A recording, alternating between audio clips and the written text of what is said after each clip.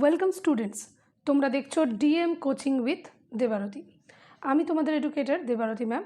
আজকের ক্লাসে ইন্ডিয়ান ইকোনমির আমরা যেটা কন্টিনিউ করছিলাম, যে টপিকটা সেটা ছিল হচ্ছে economic planning in India. Last ক্লাসে আমরা ডিটেলে দেখে নিয়েছিলাম কীভাবে আমাদের হিস্ট্রিটা কী ছিল, আমাদের ইকোনমিক প্ল্যানিং কীরকমভাবে ইনিশিয়েট হয়েছিল আমাদের অল ওভার ইন্ডিয়াতে বিফোর ইন্ডিপেন্ডেন্সের সময় থেকে। আজকের ক্লাসে যেটা আলোচনা করব যে 5 ইয়ার প্ল্যানসগুলো, অর্থাৎ যে 12খানা 5 ইয়ার প্ল্যান এবং সঙ্গে একটি অ্যানুয়াল প্ল্যান ছিল, সেই সবগুলো নিয়ে আজকের ক্লাসে ডিসকাশন হবে। তাহলে শুরু করছি। আর প্রিভিয়াস ভিডিও যারা দেখে আসোনি তারা অবশ্যই কিন্তু চ্যানেলে সাবস্ক্রাইব করে এবং প্লেলিস্টে চলে গিয়ে প্রিভিয়াস ভিডিওগুলো অবশ্যই কিন্তু দেখে আসবে। এবং ভিডিওটা ভালো লাগলে লাইক এবং সাবস্ক্রাইব করতে ভুলো না। কমেন্ট বক্সে জানিও যে ক্লাসটা কেমন লাগলো। ঠিক আছে, শুরু করছি আজকে ক্লাস। সবার প্রথমে আমরা দেখে নেব সেই প্ল্যানিং, যেই প্ল্যানিং আমাদের এখানে দীর্ঘ সময় ধরে, অর্থাৎ 1951 সাল থেকে শুরু করে 2012 সাল পর্যন্ত এই প্ল্যানিং চলেছিল আমাদের ইন্ডিয়াতে। এবং এই প্ল্যানিং কমিশনের আন্ডারে প্রথম 5 ইয়ার প্ল্যান, যেটা সময় ছিল হচ্ছে আমাদের 1951 সাল থেকে 56 সাল পর্যন্ত, অর্থাৎ 5 বছর। 5 ইয়ার প্ল্যান নাম, অর্থাৎ প্রত্যেক 5 বছর অন্তর অন্তর পরবর্তী প্ল্যান ইনিশিয়েট হবে। প্রথম প্ল্যানের যে টার্গেট ছিল সেটা ছিল 2.1% গ্রোথ অ্যাচিভ করা। অ্যাকচুয়াল গ্রোথ কিন্তু অ্যাচিভ করেছে তার থেকে অনেক বেশি, অর্থাৎ টার্গেট যা করা হয়েছিল তার থেকে অনেক বেশি অ্যাচিভ করেছিল ফার্স্ট 5 ইয়ার প্ল্যানে। যেই কারণে প্রথম 5 ইয়ার প্ল্যান কিন্তু আমাদের একটি সাকসেসফুল 5 ইয়ার প্ল্যান। তাহলে টার্গেট গ্রোথ এবং অ্যাচিভ গ্রোথটা দেখতে পাচ্ছ। 2.1 ছিল টার্গেট এবং 3.6 হচ্ছে achieved. It was the based on Harrod Domar model. Harrod Domar model সম্পর্কে আমরা লাস্ট ক্লাসে কিন্তু অলরেডি ডিসকাস করে ফেলেছি। এরপরে শুরু করছি আমরা। Community development programme was launched in 1952। 1952 সালে কমিউনিটি ডেভেলপমেন্ট প্রোগ্রাম স্টার্ট হয়েছিল। এটা কিন্তু এক্সাম পয়েন্ট অফ ভিউতে প্রচণ্ডভাবে ইম্পর্টেন্ট, স্টার করে রাখো। তার কারণ হচ্ছে এক্সামে বহুবার প্রিভিয়াস ইয়ারে এই প্রশ্নটা এসেছে, কোন বছর কমিউনিটি ডেভেলপমেন্ট প্রোগ্রাম ইনিশিয়েট হয়েছিল। 5 ইয়ার প্ল্যানে, অর্থাৎ ফার্স্ট 5 ইয়ার প্ল্যানের অন্তর্গত এই কমিউনিটি ডেভেলপমেন্ট প্রোগ্রাম শুধুমাত্র গ্রোথকে অ্যাচিভ করানোর জন্য, গ্রোথকে প্রমোট করানোর জন্য ইনিশিয়েট করা হয়েছিল। এই ফার্স্ট 5 ইয়ার প্ল্যানের যে মেন ফোকাস, কোন কোন সেক্টরের উপরে এগুলো ফোকাস করেছিল সেগুলো একটু দেখে নেওয়া যাক। দেখো কি বলছে, focus was on agriculture. Last ক্লাসেও কিন্তু আলোচনা করেছিলাম যে আমাদের কৃষি প্রধান দেশ আমাদের ভারতবর্ষ, সেই কারণে কিন্তু আমাদের মূল ফোকাস ইনিশিয়াল টাইমে আমাদের এগ্রিকালচারের উপর ছিল। এগ্রিকালচার হচ্ছে প্রধান আমাদের আকর্ষণ এক্ষেত্রে আমরা দেখতে পাচ্ছি। এছাড়া এগ্রিকালচার রিলেটেড কি রয়েছে, ইরিগেশন, অর্থাৎ এগ্রিকালচারকে এগিয়ে নিয়ে যেতে গেলে প্রপার ইরিগেশন প্রয়োজন এবং রুরাল ডেভেলপমেন্ট প্রয়োজন, ট্রান্সপোর্ট ব্যবস্থার প্রয়োজন, প্রাইস স্টেবিলিটি এবং power and transport, everything is important and related to agriculture. ঠিক আছে, তো ইরিগেশনের মধ্যে আমরা কী কী ডেভেলপমেন্ট দেখতে পাচ্ছি ফার্স্ট 5 ইয়ার প্ল্যানে। এখানে দেখতে পাচ্ছি river valley projects like Bhakra Nangal valley, Damodar valley project, Hirakud dam, এই সমস্ত কিছু, অর্থাৎ এইগুলো কী কারণে করা হয়েছিল, এই ড্যামগুলো ক্রিয়েট করা হয়েছিল জাস্ট বিকজ অফ ইরিগেশন। তো ইরিগেশনই আমাদেরকে এগ্রিকালচারকে একটা বেনিফিট দেবে। প্রপার ইরিগেশন হলে সেখানে ফসল ভালো ফলবে এবং যের কারণে কিন্তু আমরা অ্যাকচুয়াল গ্রোথ অ্যাচিভ করেছি, দেখতেই পাচ্ছ অনেক অনেক বেশি, অর্থাৎ টার্গেটের এক্সপেকটেশনের থেকে অনেক বেশি আমরা অ্যাচিভ করেছিলাম। এটা যে ভীষণভাবে একটা সাকসেসফুল, যের কারণে আমাদের ইনিশিয়াল ফেজে আমরা খুব ভালোভাবে মোটিভেট হয়েছিলাম আমাদের ফার্স্ট 5 ইয়ার প্ল্যানের সাকসেসফুলের জন্য। এরপরে আমরা নেক্সট 5 ইয়ার প্ল্যান দেখব, সেটা হচ্ছে সেকেন্ড 5 ইয়ার প্ল্যান। টাইম হচ্ছে নেক্সট পরবর্তী 5 বছর, অর্থাৎ 1956 থেকে পরবর্তী 1961 সাল পর্যন্ত এই সেকেন্ড 5 ইয়ার প্ল্যান চলেছিল। এক্ষেত্রে এই মডেল, যেই মডেলের উপর বেস করে সেকেন্ড 5 ইয়ার প্ল্যান ইনিশিয়েট হয়েছিল, that is called Nehru Mahalanobis strategy. এই Nehru Mahalanobis strategy already discussed in the previous class. যারা দেখোনি তারা অবশ্যই কিন্তু গিয়ে দেখে নাও। এক্ষেত্রে যে পরিবর্তনটা হলো ফার্স্ট 5 ইয়ার প্ল্যানের থেকে সেকেন্ড 5 ইয়ার প্ল্যানে, যে পরিবর্তনটা হলো সেটা হচ্ছে এগ্রিকালচার থেকে আমরা র্যাপিড ইন্ডাস্ট্রিয়ালাইজেশনের দিকে শিফট করে নিলাম। এর পেছনে কী কারণ সেটা অলরেডি কিন্তু আমি ডিসকাস করেছি আগের ক্লাসে। এখানে এটুকুই বলবো যে তৎকালীন সময় ইউএসএসআর এবং অন্যান্য যে সমস্ত ডেভেলপড কান্ট্রি, সেখানে বেশ কিছু রেভলিউশনারি অ্যাক্টিভিটি হচ্ছিল। এক্ষেত্রে ইন্ডাস্ট্রিয়াল রেভলিউশনের কথা বলছে বা ইকোনমিক রেভলিউশনের কথা বলছি, অর্থাৎ বেশ কিছু স্টেপস নেওয়া হয়েছিল আমাদের অগ্রগতির জন্য অল ওভার ওয়ার্ল্ডে, যার দ্বারা ভারত কিন্তু ইমপ্রেস হয়েছিল এবং সেই স্ট্র্যাটেজিগুলোকে নিজের দেশে অ্যাপ্লাই করে একটা ব্রিটিশ শাসনের পরবর্তী পর্যায়ে ভারত কিন্তু ঘুরে দাঁড়াতে চাইছিল। সেই কারণে ভারতবর্ষ মনে করলো যে এগ্রিকালচারাল শিফটটা তো সাকসেসফুল হচ্ছে, ইটস ভেরি ন্যাচারাল, কারণ আমাদের এগ্রিকালচারাল ফিল্ড রয়েছে, ফার্টাইল ফিল্ড রয়েছে, কিন্তু এক্ষেত্রে যদি আমরা অন্যান্য দেশের মতো ডেভেলপড কান্ট্রির মতো ইন্ডাস্ট্রিয়ালাইজেশনের দিকে ফোকাস করি, অর্থাৎ ইন্ডাস্ট্রিয়ালাইজেশনের উপরে ইনভেস্ট করি, তাহলে আমরা হয়তো দেখতে পাবো প্রচুর ইন্ডাস্ট্রিয়ালিস্ট ভারতীয় দেশীয় তারা কিন্তু গ্রো করছে এবং নিজেদের যে দেশীয় মার্কেট সেটাকে অনেক বেশি ভালো জায়গায় ভালো পজিশানে নিয়ে যেতে পারবে। সেই উদ্দেশ্যে এখানে র্যাপিড ইন্ডাস্ট্রিয়ালাইজেশন শুরু হয়ে গেল। এক্ষেত্রেও আমরা বেশ কিছু চেঞ্জেস দেখতে পারবো, কারণ এখানে আমরা দেখছি দেখো টার্গেট গ্রোথ, এখানে আমরা যে টার্গেট গ্রোথ অ্যাচিভ করার জন্য করা হয়েছিল সেটা ছিল 4.5%, এটা আমাদের এক্সপেকটেশন ছিল by the second 5 year plan, কিন্তু অ্যাকচুয়াল গ্রোথ দেখো 4.27%, অলমোস্ট অ্যাচিভ হয়ে গেছে তুমি বলতে পারো, কারণ এক্ষেত্রে খুব বেশি ডিফারেন্স কিন্তু দেখতে পাচ্ছ না।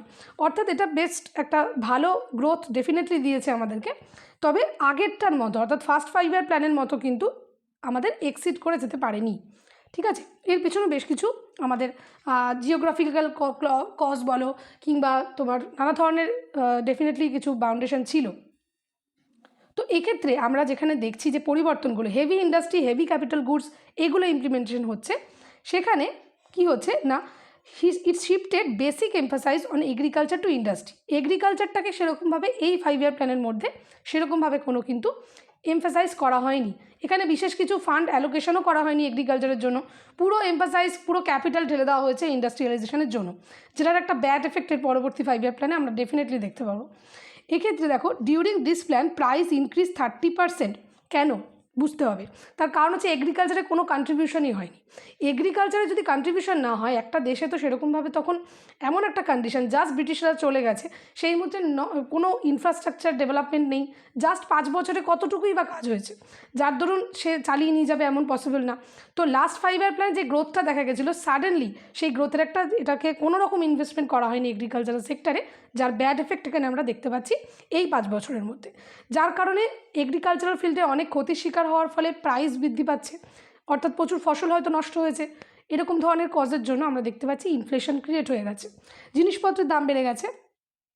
এক্ষেত্রে বলা যাচ্ছে যে first as compare to decline 13% during the first 5 year plan.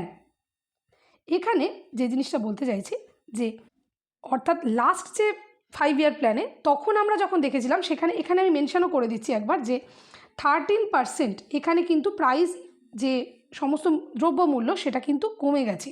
অর্থাৎ যদি একটা দ্রব্য সে 100 টাকা দিয়ে কিনতো সেখানে তার 90 টাকা বা 87 টাকা হয়ে যাচ্ছে, তাই তো। তো অর্থাৎ প্রত্যেকটা জিনিসের দাম কিন্তু কমে গেছে, মানুষ কিন্তু অনেক সুযোগ সুবিধা পেয়েছিল ফার্স্ট 5 ইয়ার প্ল্যানের সময়, কারণ ওখানে এগ্রিকালচারে এমফাসাইজ করা হয়েছে, ন্যাচারালি সমস্ত মার্কেটে তার প্রভাব এসছে। কিন্তু সেকেন্ড 5 ইয়ার প্ল্যানে যখনই করা হলো না, এগ্রিকালচার ফিল্ডটাকে পুরোপুরিভাবে অবহেলা করা হলো, তখনই আমরা দেখতে পাচ্ছি ইন্ডাস্ট্রিয়ালাইজেশন তো হলো ডেফিনেটলি, কিন্তু তার সঙ্গে যেটা হলো প্রাইস ইনস্টেবিলিটি, প্রাইস কিন্তু এখানে আমাদের বাড়তে দেখছি, অর্থাৎ আমরা ইনফ্লেশনের শিকার হচ্ছি। ঠিক আছে, আচ্ছা পরবর্তী স্লাইডে যাওয়া যাক, যেখানে আমরা পরবর্তী তৃতীয় বছরের 5 ইয়ার তৃতীয়তম 5 ইয়ার প্ল্যান দেখব। থার্ড 5 ইয়ার প্ল্যান 10 ইয়ার হচ্ছে 1961 সাল থেকে 66 সাল পর্যন্ত। টার্গেট কি, টার্গেট করা ছিল 5.6%। টার্গেট কিন্তু আমরা কনফিডেন্সে একটু একটু করে বাড়াচ্ছি, কিন্তু অ্যাকচুয়াল গ্রোথের রেজাল্টটা দেখো তুমি 2.84% অনলি। এখানে দেখা যাচ্ছে সেই ডিজাস্টার্স, যেখানে আমরা বেশ কিছু তার সঙ্গে অনেক ধরনের পলিটিক্যাল ইম্প্যাক্টও সে সময় ছিল, সেগুলো ডিসকাস করছি। তো থার্ড 5 ইয়ার প্ল্যানে যেটা হচ্ছে যে এক্ষেত্রে এম কী ছিল, তখন ভারতবর্ষ চাইছিল যে একটি self reliant self generating economy create হোক, অর্থাৎ আত্মনির্ভরশীল স্বনির্ভরশীল একটা দেশীয় সম্পদ, দেশীয় মার্কেট, এবং সেটার দ্বারা কিন্তু সম্পূর্ণ ইকোনমিটা ঘুরে দাঁড়াক।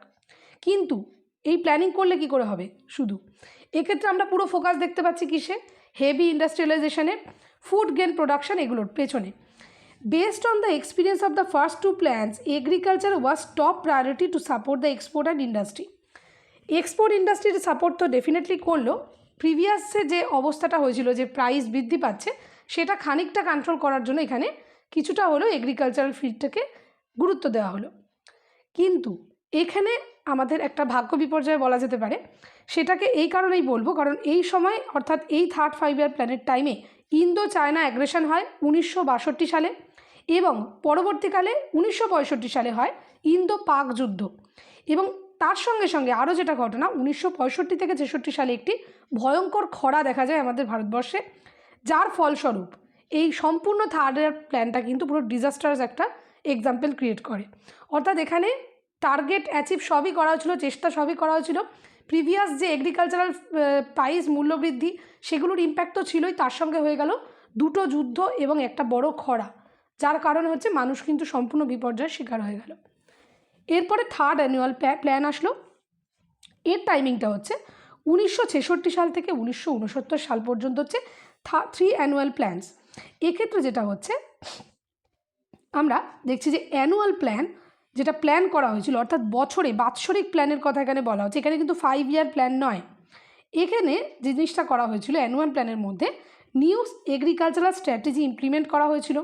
সেই ইমপ্লিমেন্টেশনগুলো কী কী, এখানে তারা সাডেনলি একটা ধারণা জন্মালো যে এই 5 ইয়ার প্ল্যান একটা দীর্ঘ প্ল্যান, তো দীর্ঘ প্ল্যান 5 বছর পরে কি হবে, তখন সেটা ফেলিওরও হতে পারে সেই প্ল্যানিংয়ের রেজাল্ট, অথবা সেটা অ্যাচিভও হতে পারে। তো সমস্ত কিছু একটা আনসার্টেনিটি ছিল।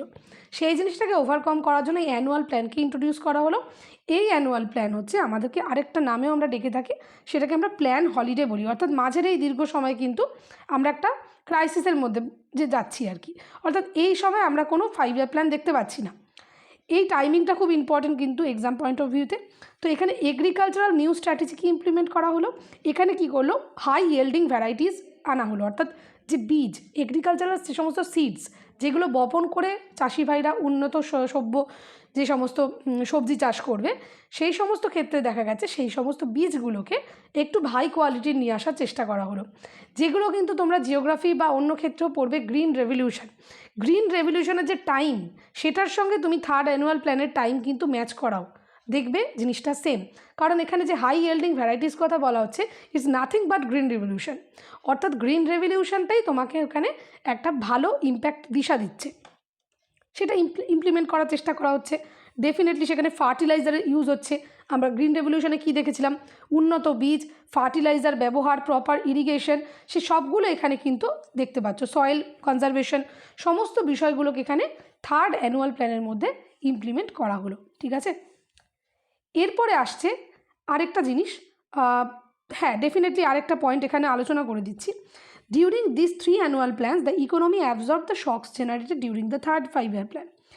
আরেকবার প্রিভিয়াস স্লাইডে যাব। থার্ড 5 ইয়ার প্ল্যানের টাইমে, অর্থাৎ এখানে যে ডিজাস্টার্স দেখতে পাচ্ছ তোমরা, যে দুটো যুদ্ধ একটা খরা, সেটার ফলে যে মানুষ একেবারে বিধ্বংসী পরিস্থিতিতে পৌঁছে গেছিল, সেই পরিস্থিতিটা কিন্তু খানিকটা এই গ্রিন রেভলিউশনের যে ইমপ্লিমেন্টেশনগুলো তার মাধ্যমে বেশ কিছু ফসল ফললো, উন্নত বীজ হলো, সেটার দরুন কিন্তু অনেক বেশি স্টেবিলিটি আসলো ইকোনমিতে। যেই কারণে এটা যে বিপুল শক, সেই আঘাতটা অনেকটাই সহ্য করে নিয়েছিল বা ওভারকাম করে নিয়েছিল বলতে পারো এই থার্ড 3 অ্যানুয়াল প্ল্যানের মাধ্যমে। অর্থাৎ 3টে বছর মাঝখানে কেটে গেছে। এবারে আসবো আমরা 4th 5 ইয়ার প্ল্যানে। ওই 3টে বছর কাটার পরে 69 থেকে, অর্থাৎ 1969 থেকে 74 সাল পর্যন্ত আমরা দেখব 4th 5 ইয়ার প্ল্যান। ঠিক আছে, এক্ষেত্রে টার্গেট দেখো 5.7%, বাট অ্যাকচুয়াল গ্রোথ হচ্ছে অনলি 3.3%। আমরা প্রপারলি এখানেও অ্যাচিভ করতে পারলাম না। এখানে মেন এমফাসাইজ কিসের উপর রাখা হয়েছিল, এবারে বুঝতে পেরেছে মানুষ যে agriculture sector is most important to grow our economy. Main emphasise on the growth of rate agriculture in order to enable other sector more forward. অন্য সেক্টরের তুলনায় এগ্রিকালচারে বেশি ফান্ড অ্যালোকেশন করতে হবে, এটা বুঝতে পেরে গেছে মানুষ। এখানে first 2 years the plan saw record production. প্রথম দুটো বছর, অর্থাৎ 69 এবং 70 সালে রেকর্ড প্রোডাকশন হয়েছিল ইন্ডিয়াতে, এত ভালোভাবে শস্য উৎপাদন হয়েছিল যে বলার নয়। এরপরে যেটা হলো, the last 3 years however did not meet the target due to poor monsoon. Again ভাগ্য বিপর্যয় যাকে বলে, কারণ প্রথম 2 বছরে যে রেকর্ড প্রোডাকশন হয়েছিল, পরের যে 3 বছর সেই বছর কিন্তু মনসুন খুব খারাপ গেছিল, যেই কারণে অনেকটা পরিমাণ ক্ষতির শিকার কিন্তু পুরোটাই সেটা লোকসানে চলে যায়। এক্ষেত্রে for the first time important was given to social justice. এই 5 ইয়ার প্ল্যানের আন্ডারে সোশ্যাল জাস্টিসকে গুরুত্ব দেওয়া হয়েছে, যের মাধ্যমে family planning is important features of this 4th 5 year plan. যেখানে ফ্যামিলি প্ল্যানিং করা উচিত, সোশ্যাল ইকুয়ালিটি বজায় রাখতে হবে আমাদের ইকোনমিকে স্টেবিলিটি করার জন্য, এই সব বিষয়গুলোকে এখানে এমফাসাইজ করা শুরু করলো প্রথমবারের জন্য। Influx of Bangladesh refugees before and after 1971 Indo পাক ওয়ার ওয়াজ মেজর চ্যালেঞ্জ। এখানে আরও একটি যুদ্ধ কিন্তু ভারতবর্ষ দেখেছিল। হ্যাঁ, এটা ঠিক যে ভারতবর্ষের সঙ্গে ডাইরেক্ট কিছু না, কিন্তু বাংলাদেশ স্বাধীন হওয়ার ফলে সেখানে ভারতের যে সাপোর্ট, এবং শুধু তাই নয়, সেখান থেকে যে বিপুল পরিমাণে রিফিউজি আমাদের ইন্ডিয়াতে এসে গেছিলো, সেই কারণে কিন্তু আমরা এই ধরনের যে সাডেন পপুলেশন বৃদ্ধি, একটা এলাকাতে যদি সাডেন পপুলেশন বৃদ্ধি হয়, তাদেরকে ফুড অ্যান্ড সিকিউরিটি শেল্টার দেওয়ার দায়িত্ব সেই দেশের, সেই টেরিটরির। তার ফলে প্রপার তোমার এগ্রিকালচার সেক্টর আরও বেশি তোমার সেটার উপরে প্রেশার পড়ছে। তো এই জিনিসগুলোকে দেখতে গেলে আমরা প্রথম 2 বছর রেকর্ড প্রোডাকশন হলেও পরবর্তী বিভিন্ন কারণের জন্য কিন্তু আমরা দেখছি সেই প্ল্যানটাও কিন্তু অ্যাকচুয়াল যে গ্রোথ টার্গেট করা হচ্ছে সেটা অ্যাচিভ করতে পারেনি। এরপরে নেক্সট আমরা 5th 5 ইয়ার প্ল্যানে চলে যাব, যেখানে আমরা দেখছি টাইমিংটা 1974 থেকে 1979 পর্যন্ত। এখানে আমরা দেখব যে target growth 4.4%, but actual growth is 4.8%, অর্থাৎ এক্সিড করতে পারলো। এক্ষেত্রে এই 5th 5 year plan is prepared by DD Dhar. Most important, it is proposed achieved two main objectives. এখানে দুটো মেন অবজেক্টিভস কী কী? প্রপার্টি ইরাডিকেশন, যেটাকে আমরা বলছি প্রপার্টি ইরাডিকেশন, যেটাকে আমরা বলছি গরিবি হটাও, এবং সেলফ রিলায়েন্সকে আরও বেশি মজবুত করার। Following programmes were launched. এই কাজটা করার জন্য, এই যে দুখানা প্রোগ্রাম নেওয়া হলো, মেজর অবজেক্টিভস নেওয়া হলো, সেটাকে ফুলফিল করার জন্য তারা কী করলো? তারা দুটো প্রোগ্রাম লঞ্চ করলো। একটা তো মিনিমাম নিডস প্রোগ্রাম, এবং আরেকটা হচ্ছে ডাইরেক্ট অ্যান্টি পোভার্টি প্রোগ্রাম। এক্ষেত্রে কিছু কি ইনস্ট্রুমেন্টস দেখে নিই, যের মাধ্যমে ওনারা এই কাজগুলো করছিল, এইগুলো ইমপ্লিমেন্টেশন হচ্ছিল। Promotion of high growth rate, better distribution of income, এবং significant growth of the domestic rate of savings. এই যে 3টে বিষয়, অর্থাৎ সমস্ত জায়গায় ইকোনমিতে যাতে ডিস্ট্রিবিউশন ঠিক হয়, এছাড়া যে হাই রেট গ্রোথ রেট সেটা যাতে ঠিকঠাকভাবে স্টেবিলিটি থাকে, সেভিংস যাতে মানে যাতে ডোমেস্টিক এলাকাতে সেগুলোতে যেন গ্রোথ এবং সেভিংস যাতে তাদের সিকিওর থাকে, এই বিষয়গুলো উদ্দেশ্য করেই কিন্তু এই প্রোগ্রামগুলোকে লঞ্চ করা হয়েছে। অর্থাৎ মিনিমাম নিড প্রোগ্রাম, একটা মানুষের বেঁচে থাকার জন্য কতটা প্রয়োজন, সেই প্রয়োজনটা ফুলফিল হচ্ছে কি না, সেই জিনিসগুলোকে দেখা হচ্ছিল 5th 5 ইয়ার প্ল্যানে। অ্যান্টি পোভার্টি প্রোগ্রাম মানেও ব্যাপারটা তাই, অর্থাৎ সেই অ্যান্টি পোভার্টি প্রোগ্রামের মাধ্যমে মানুষকে পোভার্টির আওতা থেকে একটা স্টেবল লাইফকে প্রোভাইড করে দেওয়া, এটাই ছিল উদ্দেশ্য। ঠিক আছে? তো এরপরে এই 5th 5 ইয়ার প্ল্যানের পরে, অর্থাৎ 79-এ আমরা একটা 79-এ নয়, 5th 5 ইয়ার প্ল্যানই হচ্ছে একমাত্র প্ল্যান যেটা হচ্ছে টাইমের আগে বন্ধ করতে হয়েছিল। এর পেছনে যে কাজটা ছিল সেটা ছিল তখন গভর্নমেন্ট কিন্তু চেঞ্জ হচ্ছে, অর্থাৎ 78-এ নিউ গভর্নমেন্ট আসলো। দ্যাট টাইম হচ্ছে বিজেপি গভর্নমেন্ট আসলো সরকারে, কংগ্রেস গভর্নমেন্ট চলে গেল, যেই কারণে কিন্তু 79-এর আগেই 78-এই 5th 5 ইয়ার প্ল্যান কিন্তু স্টপ হয়ে যায়। 78 থেকে জনতা পার্টি এসে সেখানে নতুন স্টাইল অ্যাপ্রোচ স্টার্ট করে, সেটাকেই বলা হচ্ছে রোলিং প্ল্যান। রোলিং প্ল্যানের টাইম হচ্ছে 1978 to 83, এটা হওয়ার কথা ছিল, বাট এখানেও একই ঘটনা রিপিটেড হবে। 1980 সালেই কিন্তু জনতা গভর্নমেন্ট আবারও ভেঙে যায়, সেখানে আবার কংগ্রেস কিন্তু সরকারে ব্যাক করে, যেই কারণে এখানেও ওই 83 পর্যন্ত চলেনি। 78 to 80 এই 2 বছরই রোলিং প্ল্যানটা এক্স্যাক্টলি এক্সিস্ট করেছে। ঠিক আছে? এই এক্স্যাক্ট যদি প্ল্যানিংয়ের কথা বলা হয় তাহলে টাইমিংটা ঠিক ছিল হচ্ছে 83 পর্যন্ত, মনে রাখতে হবে। পরবর্তী স্লাইডে আমরা চলে যাই আমাদের 6th 5 ইয়ার প্ল্যান। 6th 5 ইয়ার প্ল্যানে বলছে যে ফোকাস ওয়াজ লেড অন, কোন ক্ষেত্রে ফোকাস করা হয়েছিল সেগুলোর মধ্যে হচ্ছে ন্যাশনাল ইনকামকে ইনক্রিজ করা, মডার্নাইজেশন অফ টেকনোলজিকে ইনক্রিজ করা, এবং ensuring continuous decrease in poverty এবং আনএমপ্লয়মেন্ট। পোভার্টি এবং আনএমপ্লয়মেন্টকে কন্ট্রোল করা, অর্থাৎ যা কিছু দেখছো সেখানে অনেক কিছু কিন্তু বর্তমান যুগে যেগুলো অ্যাপ্লাই হয় সেগুলোর সঙ্গে লিঙ্ক পাচ্ছ। এখানে ন্যাশনাল ইনকামের যে কনসেপ্ট সেগুলো ইন্ট্রোডিউস হয়ে যাচ্ছে আমাদের এই 5 ইয়ার প্ল্যানের মধ্যে দিয়ে। টার্গেট যেটা করা হয়েছিল 5.2, অ্যাচিভ হচ্ছে 5.66। Again we are exceeding our target. ঠিক আছে? A shift was seen from industrialisation towards infrastructure. এখানে ইন্ডাস্ট্রিয়ালাইজেশন থেকে একটু পরিবর্তন করে ইনফ্রাস্ট্রাকচার ডেভেলপমেন্ট, এখানে পরিকাঠামোর উপর জোর দেওয়া হচ্ছে। এখানে বোঝা যাচ্ছে যে ইন্ডাস্ট্রি একটা জায়গায় তো দাঁড়িয়ে আছে, এগ্রিকালচার একটা জায়গায় দাঁড়িয়ে আছে, বাট ইটস কমপ্লিটলি যে প্রবলেমগুলো তৈরি হচ্ছে সেটা হচ্ছে ইনফ্রাস্ট্রাকচার। অর্থাৎ সাপোজ একটা এগ্রিকালচারাল সেক্টর থেকে যদি রুরাল টু আরবান এলাকায় জিনিসপত্র ট্রান্সপোর্ট করতে লাগে, রাস্তা ভালো নেই, সেখানে জিনিস নষ্ট হয়ে যাচ্ছে, লসের শিকার হচ্ছে পিজেন্টসরা। একইভাবে ইন্ডাস্ট্রিয়ালাইজেশনের ক্ষেত্রেও একই ঘটনা। বড় বড় যদি হেভি ইন্ডাস্ট্রির কথা বলি, সেই সমস্ত হেভি জিনিস কোথায় তুলে কিভাবে ট্রান্সপোর্ট করবে, এত ওয়েটি জিনিস, সেগুলোর জন্য ইনফ্রাস্ট্রাকচার প্রয়োজন। তো এই কারণে এই 6 5 ইয়ার প্ল্যানের মধ্যে ইনফ্রাস্ট্রাকচারকে ফোকাস করা হচ্ছে, খুব ইম্পর্টেন্ট। এখানে সাম প্রোগ্রামস টু জেনারেট এমপ্লয়মেন্ট, যেটা এমপ্লয়মেন্ট জেনারেশনের জন্য যে প্ল্যানিংগুলো করছে সেখানে অন্যতম হচ্ছে ন্যাশনাল রুরাল এমপ্লয়মেন্ট প্রোগ্রাম এবং ইন্টিগ্রেটেড রুরাল ডেভেলপমেন্ট প্রোগ্রাম। এই দুটো কিন্তু এক্সাম পয়েন্ট অফ ভিউতে খুব ইম্পর্টেন্ট, যে 6 5 প্ল্যানের মধ্যে এমপ্লয়মেন্ট জেনারেশনের জন্য কোন দুটো প্ল্যানকে স্টার্ট করা হয়েছিল, that is the plans.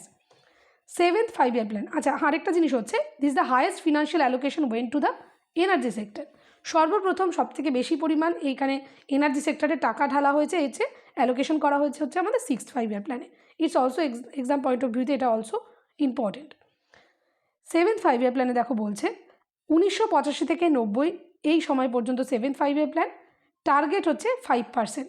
Focus করা হয়েছে rapid growth in food grain production, increase employment opportunities, মানুষের যাতে সুযোগ বৃদ্ধি পায় কাজের, এবং productivity within the framework of planning. একটা নির্দিষ্ট প্ল্যানিং করে সেখান থেকে কাজ হাসিল করে নেওয়া, সেই প্রফিট মেকিং সেই জিনিসটা কিন্তু কন্টিনিউয়াসলি সেটা যাতে গ্রো করে সেই বিষয়গুলো দেখা। এখানে it was also termed as the infrastructure plan. এখানে ইনফ্রাস্ট্রাকচার প্ল্যান বলেও বলা হচ্ছে এই 7th 5 প্ল্যানের যে রেজলিউশনগুলো সেগুলোকে। এবারে আমরা দেখছি যে অ্যাকচুয়াল গ্রোথ তো 6.1%, definitely it is also achieve the target. এছাড়া import substitution strategy was given due to importance and the economy begins its journey towards the gradual liberalisation. এখানে 8th 5 প্ল্যানের পূর্বের ঘটনা কিন্তু 8th 5 প্ল্যানের ক্ষেত্রে আমরা কি বলেছিলাম লাস্ট ক্লাসে, এখানে বলেছিলাম যে এটা সময় থেকেই 8th 5 প্ল্যানের সময় থেকেই 1992 থেকে এলপিজি রিফর্ম আসছে, আমাদের মিক্সড ইকোনমির জার্নি শুরু হচ্ছে। এই সময় আমাদের বিওপি ক্রাইসিস হয়, সবগুলো আলোচনা করা হয়েছে অলরেডি প্রিভিয়াস ক্লাসে, ওখানে ভালো করে বুঝিয়ে দিয়েছি আমি, দেখে নিও। এখানে আমরা দেখছি যে সেই 8তম 5 প্ল্যানের আগে জাস্ট আগ মুহূর্তে সেখানেও কিন্তু এই লিবারালাইজেশনের একটা ইনিশিয়েশন শুরু হয়ে গেছে। এখানে ঘটনাটা কি হচ্ছে, যে বিওপি ক্রাইসিস যখন হচ্ছে 1991-এ, তাই তো, এখানে তখন কি হলো, সেই জিনিসটাকে ওভারকাম করার জন্য ইন্টারন্যাশনাল মনিটারি ফান্ড সেখানে বলছে একটা চেঞ্জেস আনতে বলছে ইন্ডিয়ান ইকোনমিকে, এটা জাস্ট প্রপোজ করা হয়েছিল। এখানে বলা হয়েছিল যে ভারতবর্ষ যেন এলপিজি রিফর্ম আনে, অর্থাৎ তাদের ইকোনমিটা দেশীয় কান্ট্রি সেটা কিন্তু খুব কনফাইন্ড স্টেটে ছিল, সেই জিনিসটা যাতে বিদেশি সমস্ত দেশের সাথে কানেকশান আসে সেই বিষয়গুলোকে দেখার কথা বলা হচ্ছে। টার্গেটেড গ্রোথ দেখো 8th 5 প্ল্যানে কী হচ্ছে, টার্গেটেড গ্রোথ খুব ইম্পর্টেন্ট কিন্তু 5.6, কিন্তু অ্যাচিভ হয়েছে 6.8। কেন? কারণ হচ্ছে লিবারালাইজেশন হয়ে গেছে, গ্লোবালাইজেশন হয়েছে এবং প্রাইভেটাইজেশনও হয়ে গেছে, যার ফলস্বরূপ আমরা অ্যাচিভ করেছি অনেক অনেক বেশি টার্গেটের থেকে। এখানে 1992 থেকে 97 সাল পর্যন্ত 8th 5 প্ল্যান, এক্ষেত্রে যেটা বললাম এলপিজি রিফর্ম আনা হয়েছে, র্যাপিড ওভারঅল ইকোনমিক গ্রোথ এই প্ল্যানের একটা মেজর আউটকামস। এর ফলশ্রুতি হিসাবে আমরা দেখতে পাচ্ছি র্যাপিড গ্রোথ হচ্ছে, হাই রেট গ্রোথ হচ্ছে এগ্রিকালচারাল সেক্টরে, ম্যানুফ্যাকচারিংয়ে হচ্ছে, অ্যালাইড সেক্টরে, দেখতেই পাচ্ছ তাহলে সমস্ত জায়গায় আলাদা করে কোনো জায়গায় অ্যালোকেশন করতে হচ্ছে না, প্ল্যানিং করতে হচ্ছে না। পরিবর্তনটা হলো শুধু একটা জায়গায়, শুধু ওপেন করে দেওয়া হলো মার্কেটটাকে, কোথায় না বিদেশি সমস্ত কান্ট্রির কাছে, যাতে তাদের কাছ থেকে ইনভেস্টমেন্ট আসে, তারাই ইনফ্রাস্ট্রাকচার তৈরি করে দেবে, তাদের সঙ্গে ডিলিং হবে, কন্ট্রাক্ট হবে, সেই হিসাবে ব্যাপারটা চলবে। আখেরে আমাদের টোটাল ইনফ্রাস্ট্রাকচার কিন্তু এরকমভাবে গ্রো করতে শুরু করলো। এবারে গ্রো করলো ইম্পোর্ট এক্সপোর্ট, খুব সিম্পল, কারণ গ্লোবালাইজেশন হয়ে গেছে। Improvement in trade and current account deficit, current account deficit কমতে শুরু করলো, তাতে ইমপ্রুভমেন্ট আসলো। কারেন্ট অ্যাকাউন্ট ডেফিসিট কি, আমি এটাও কিন্তু আগের ক্লাসগুলোতে পড়িয়েছি। ডেফিসিট, যা কিছু ডেফিসিট, দ্যাট ইজ ঘাটতি, তাই তো, বাংলা ভাষায় ঘাটতি, যেটা ডেফিসিট হচ্ছে সেটাকে পূরণ করার জন্য আমাদের আর্নিং বাড়াতে হবে। আর্নিং বাড়বে কখন, যখন আমাদের মার্কেট অর্থাৎ ইকোনমি যখন স্ট্রং হবে। এই স্ট্রংনেসটা আসছে কোথা থেকে, এলপিজি রিফর্মের মাধ্যমে, যেই কারণে এই ডেফিসিট কিন্তু ধীরে ধীরে কমছে আমাদের, তাই তো। ট্রেড বাড়ছে কারণ গ্লোবালাইজেশন হয়ে গেছে, এলপিজি রিফর্ম এসে গেছে। However social spending was neglected in this plan. এখানে সোশ্যাল স্পেন্ডিং এখানে জিনিসটা বলতে চাইছে, অর্থাৎ যেটা আমরা খানিকটা জানি আগের ক্লাসগুলোতেও পড়েছি, যেটাকে আমরা বলছি যে ডেফিসিট ফাইন্যান্সিং বা পাবলিক ওয়েলফেয়ারের জন্য যে কাজগুলো, সেইগুলো কিন্তু এক্ষেত্রে আমরা একটু কম দেখতে পাচ্ছি। এখানে মূল অ্যালোকেশন তুমি ফোকাস সব কিছুই তখন তারা নিউ একটা স্টাইল অ্যাচিভ করছে, তো সেখানেই ফোকাস হয়ে গেছিলো, অন্য সাইডগুলো কিন্তু ইগনোর করা হয়েছে সেই সময়, যেটা হচ্ছে ডেফিনেটলি তৎকালীন সময়টা সমস্যা তো ডেফিনেটলি ছিল সেটা। 9th 5 প্ল্যানে আমরা দেখছি 1997 থেকে 2002 সাল পর্যন্ত। এখানে যেই জিনিসগুলো, যে চারটে ডাইমেনশান, 4D বলতে পারো, চারটে দিকে এখানে এমফাসাইজ করা হয়েছে। Quality of life, production employment, regional balance বলতে আরবান এবং রুরাল যে এলাকাগুলো তাদের মধ্যে ইকোনমিক ব্যালেন্স থাকে, অর্থাৎ একটা সাইড খুব উইক পুয়ার এবং একটা সাইড খুব রিচ, এরকম যাতে না হয়। সেলফ রিলায়েন্স, স্বনির্ভর হয়ে যাওয়া, দেশি সম্পদ, দেশীয় ইন্ডাস্ট্রি সব কিছু। টার্গেট করা হয় 6.5, অ্যাচিভ হয় 5.37%। Priority was also given to the agriculture and rural development, দুটো সেক্টরেই, অর্থাৎ একেবারে গ্রাসরুট লেভেলটাকে এখানে তুলে আনার চেষ্টা করা হয়েছে। That is very nice. 9th 5-year প্ল্যানের পরে আমরা চলে আসবো 10th 5-year plan, that is 2002 থেকে 2007 সাল পর্যন্ত। টার্গেট গ্রোথ হচ্ছে 8%, অ্যাচিভ করা হচ্ছে 7.6। এখানে যে মেন অবজেক্টিভসগুলো ছিল সেগুলো হচ্ছে আমাদের পোভার্টি রেশিও 5% পয়েন্টস রিডাকশন করা end of the plan period, এটা একটা মেন অবজেক্টিভ ছিল যে এই 10th 5-year প্ল্যানের পরে আমাদের যে দেশীয় যে পোভার্টি গরিবি ছিল সেটা অলমোস্ট 5% রিডাকশন হতে হবে। জেন্ডার গ্যাপস ইন লিটারেসি এবং ওয়েজেস অ্যাটলিস্ট 50%। আমাদের সে সময় যে পুরুষ এবং মহিলা রেশিও ছিল সেটা যথেষ্ট লো ছিল, মহিলাদের সংখ্যা, সেই জিনিসটা কিছুটা হলেও এই 5 বছরের মধ্যে নানা রকম ইকুয়াল ফ্যাসিলিটিকে প্রোভাইড করে মহিলাদেরকে সেখানে আমরা দেখতে যাচ্ছি তাদের টার্গেট ছিল তাদের লিটারেসি পড়াশোনার দিক থেকে এবং স্যালারির দিক থেকে 50% এটাকে কমপ্লিট করে মানে অ্যাচিভ করে নেওয়া, তাই তো। এখানে আমরা দেখছি যে ডিকেডাল রেট অর্থাৎ মৃত্যু হার যেটা পপুলেশনে সেটাও 2001 থেকে 2011-তে 16.2% আমরা দেখছি 2011 সালে এই জিনিসটাকেও অ্যাচিভ করার চেষ্টা করা হলো যে ডিকেডাল রোধ যাতে কমানো যায়। ইনফ্যান্ট মর্টালিটি রেট অর্থাৎ শিশু মৃত্যু 245 পার 1000 বার্থ, 1000টা শিশুর মধ্যে 45 জন যে শিশুর মৃত্যু হচ্ছে এটা 2007-এ ছিল 28 পার 1000 বার্থ ইন 2012। এটা টার্গেট করা হলো যে 2012 আস্তে আস্তে এই 45 সংখ্যাটা 1000 প্রতিতে 28 জনে নিয়ে আসতে হবে।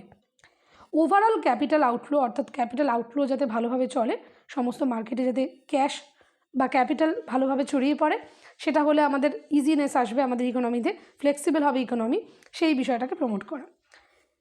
ইনক্রিজ ইন লিটারেসি রেট 72 2007 এবং 80% 2012, এই দুটো টার্গেট রাখা হলো। ফরেস্ট অ্যান্ড ট্রি কভার 25% 2007-এর মধ্যে ফরেস্ট্রি কভার বাড়াতে হবে 25%-এ নিয়ে যেতে হবে এবং 2012-এ 33%-এ নিয়ে যেতে হবে। এরপরে বর্তমানে কিন্তু এখনও এটা অ্যাচিভ করা পসিবল হয়নি রাইট নাও, যদি তোমরা জিওগ্রাফি পড়ো তাহলে সেখানে 27 সামথিং দেখতে পারবে tree cover with tree cover, তো ঠিক আছে, কিন্তু অ্যাকচুয়ালি হওয়া উচিত 33.3%, right.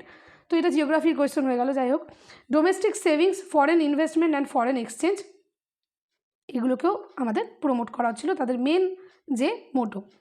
Universal access to primary education provide করা সকলকে, providing gainful high quality employment, labour force বাড়ানো, cleaning all major polluted rivers by 2007, অর্থাৎ যে সমস্ত নদী নালাগুলো দূষিত হয়েছিল সেগুলোকে ঠিক করা এবং আদার নোটিফাইড স্ট্রেচেস বাই 2012, অন্যান্য আরও বিশেষ কিছু জিনিস যেগুলো হচ্ছে পরিবেশ বান্ধব জিনিস সেই কাজগুলোকে করা। এরপরে 11th 5-year প্ল্যান 2007 থেকে 2012 পর্যন্ত। টার্গেট 9, অ্যাচিভ করা হয়েছে 8। এখানে মেজর হাইলাইটস প্ল্যান খুব ইম্পর্টেন্ট কিছু না হলেও তবে এখানে আমি বলবো যে ওভারঅল জিডিপি গ্রোথ কিন্তু 8 থেকে 10% ছিল এই সময়, that is very much impressive. Agricultural sector growth হচ্ছে 4%। রিয়েল ওয়েজ রেট, যারা হচ্ছে আনস্কিল্ড ওয়ার্কার যাদের স্কিল ছিল না কোনো, সেখানে রিয়েল ওয়েজ রেট যেটা তাদের অফ আনস্কিল্ড ওয়ার্কার তাদেরকে 20% সেখানে ইনক্রিজ করার প্ল্যান ছিল। লিটারেসি রেট ইনক্রিজ করা, এখানে বলছে literacy rate for person of age 7 years or above 85%।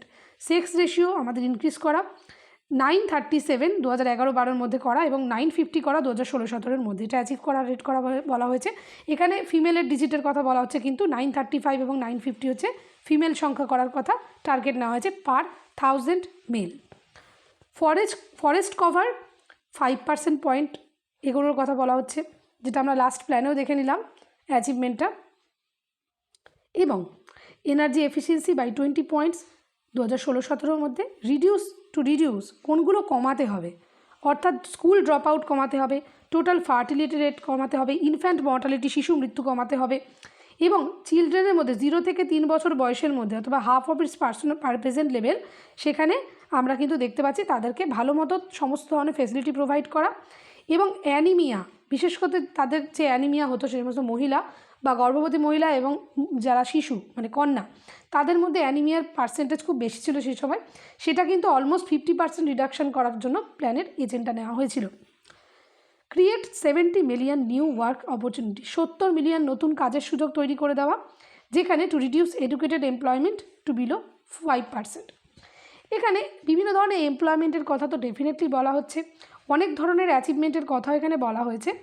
এছাড়া 30.2% যেটা বলা হচ্ছে যে সোশ্যাল সার্ভিস সেক্টরে আমাদের ক্যাশ মানে ক্যাপিটাল আউটফ্লো হওয়া উচিত, এইগুলো টার্গেট রাখা হয়েছিল 11th 5 ইয়ার প্ল্যানে। এখানে আমরা 2012 সালের পরবর্তীকালে যে 12th 5 ইয়ার প্ল্যান অর্থাৎ লাস্ট 5 ইয়ার প্ল্যান যেটা কমপ্লিট হয়েছিল সেটাই হচ্ছে এই 11th 5 ইয়ার প্ল্যান, যেটা আমরা আজকে এখন দেখলাম। এরপরে যেটা আসবে সেটা হচ্ছে 12th 5 ইয়ার প্ল্যান। দেখো আরও কিছু পয়েন্টস রয়েছে, এগুলো খুব বেশি কিছু বোঝানোর নেই, আশা করি তোমরা পড়লে বুঝতেই পেরে যাবে যে কোন কোন ক্ষেত্রে আমাদের ইমপ্রুভমেন্টের করা হচ্ছে। যে ভিলেজ টেলিফোন কমিউনিকেশন তৈরি করা, তোমার বিভিন্ন ধরনের এখানে গভর্নমেন্ট স্কিম করে ওমেন এবং গার্লদেরকে মানে এনকারেজ করা বিভিন্ন ক্ষেত্রে, তো এই বিষয়গুলো ঠিক আছে। তো 12th 5 ইয়ার প্ল্যানটা বলতে শুরু করি। এটা হচ্ছে আমাদের ইনকমপ্লিট 5 ইয়ার প্ল্যান, যেটা হচ্ছে 2012 থেকে 17 পর্যন্ত হওয়ার কথা ছিল। এখানে 4% গ্রোথ এগ্রিকালচারকে অ্যাচিভ করতে হবে, এটা পয়েন্টে মানে এম ছিল। টু রিডিউস পোভার্টি 70% রিডিউস করার কথা প্ল্যানে নেওয়া হয়েছে। ফাস্টার, যেটা মোস্ট ইম্পর্ট্যান্ট সেটা হচ্ছে এই পয়েন্টটা, ফাস্টার সাস্টেনেবল মোর ইনক্লুসিভ গ্রোথ এখানে হচ্ছে মেন এজেন্ডা ছিল। এখানে দেখো টার্গেট গ্রোথ রাখা হয়েছিল 8.2% এবং 12th 5 year plan was the last plan of the planning commission. এরপরে 2015 সালে, অর্থাৎ কমপ্লিট হয়নি এই প্ল্যানটা, 2015 সালে নীতি আয়োগ সেট আপ হয়ে গেল, যার কারণে এই নীতি আয়োগ কিন্তু রিপ্লেস হয়ে গেল, প্ল্যানিং কমিশনের জায়গায় চলে আসলো নীতি আয়োগ। এবং তখন থেকে নীতি আয়োগের দ্বারা সৃষ্টি হলো নতুন যে সেট আপ, সেটা হচ্ছে পরবর্তী আমি নীতি আয়োগ নিয়ে আলাদা করে ভিডিও করব, সেটা আজকে আমি এখানে আলোচনা করব না। আজকে আমরা এই 12টা প্ল্যান দেখে নিলাম। এর সঙ্গে সঙ্গে যেটা আমরা দেখব যে একটা ছোট্ট পয়েন্ট, যেটা হচ্ছে 5 ইয়ার প্ল্যানের যে ক্রিটিসিজম এবং অ্যাচিভমেন্টস, অর্থাৎ এই যে 12খানা প্ল্যান, এই 12খানা প্ল্যান থেকে আমরা পেলাম কি, আর এখানে আমাদের কোন কোন জিনিসগুলোকে আমরা ক্রিটিসাইজ করতে পারি যেটা করা উচিত হয়নি বলে মনে হয়েছিল। তো অ্যাচিভমেন্টসটাই আগে দেখা যাক। এখানে জিডিপি, পার ক্যাপিটা, সেভিং, ইনভেস্টমেন্ট, এই বিষয়গুলো অনেক বেশি এনকারেজ হলো, প্রথম ইন্ট্রোডিউস হলো বলতে পারো। প্রোগ্রেস হলো ইন্ডাস্ট্রি এবং ইন্ডাস্ট্রিয়াল গ্রোথে। সেলফ রেলিয়েন্ট হয়ে উঠলো আমাদের যে দেশীয় যে মার্কেট, এবং ক্যাপিটাল গুড ইন্ডাস্ট্রি ক্রিয়েট হলো, যেটা হেভি ইন্ডাস্ট্রি ক্রিয়েট হচ্ছে আমরা দেখেছি। যা কিছু পজিটিভ জিনিস আমরা এখানে দেখতে পেলাম সব কিছুই হচ্ছে অ্যাচিভমেন্টস, তাই তো?